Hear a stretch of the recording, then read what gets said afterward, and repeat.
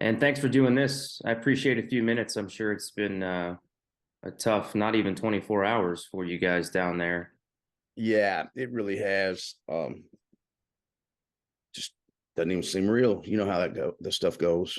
hmm When you first found out, what do you do first? Do you reach out to players, to other coaches? I mean, as the head coach, what's your first thought about that?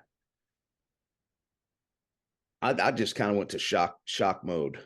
I got in my truck, I left, I drove, went to school, needed some time by myself, just to deal with everything that was going on. I couldn't talk, I couldn't communicate, I couldn't comprehend anything. It was just shock, big time shock. What's the reaction been like from some of your players? I know it's only been 1 year since he left your program, so a lot of your guys, they played under him. What's that been like talking to some of those guys? Well, we're in a non-contact phase in Arkansas right now, so I don't see my kids or get my hands on my kids at all. I've talked to some of them on the phone and see a lot of stuff going on social media, and reached out to them obviously through our Remind app, but not getting a lot of response. I think people deal with things kind of like I do, internally and not externally. Maybe there's a rule change to be made there about non-contact for maybe when it involves something like this. It's kind of odd. I told them that I would be at school if anybody needed to visit or talk. Just let me know. And some of them are on vacation, and it's our dead period. So a lot of guys are going a lot of different directions right now. Yeah, guys take vacation and stuff this time of year, that's for sure. Um, his Ryan's football credentials obviously speak for themselves. So, hiring him from a football perspective, I'm sure was a no-brainer for you. But what were some of the other things about him that made him valuable to your program?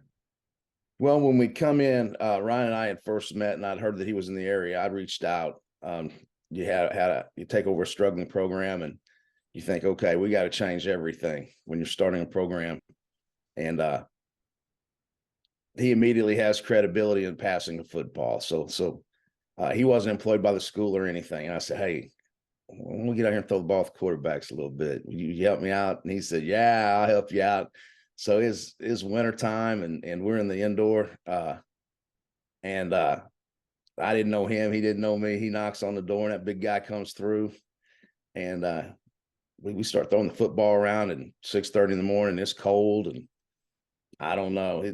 He just we connected from the first time, and the kids gravitated to him. And obviously, he brings a lot of excitement to the program. Just knowing Ryan Mallett's coming to town.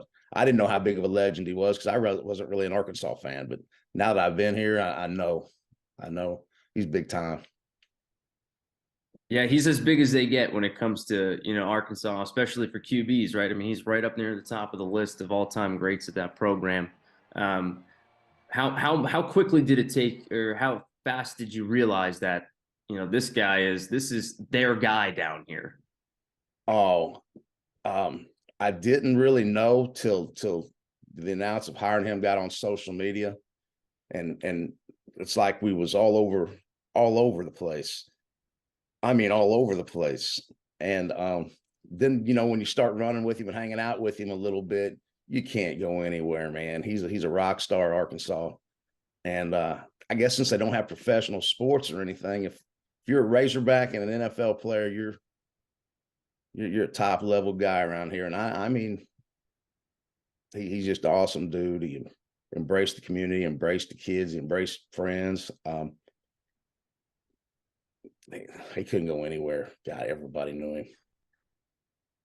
What were some of the things about him as a person that made him valuable to the team? Obviously, everybody knew his background, so he had immediate respect. Everybody was going to listen, but he had that personality. Um, he just People gravitated to him. Teachers, coaches, kids had a big smile and fun loving personality, and um, I consider him one of my best friends ever. And I mean, we talk just when I need to laugh, because that dude can flat get you going. Teachers meetings, same thing. Teachers love being around him.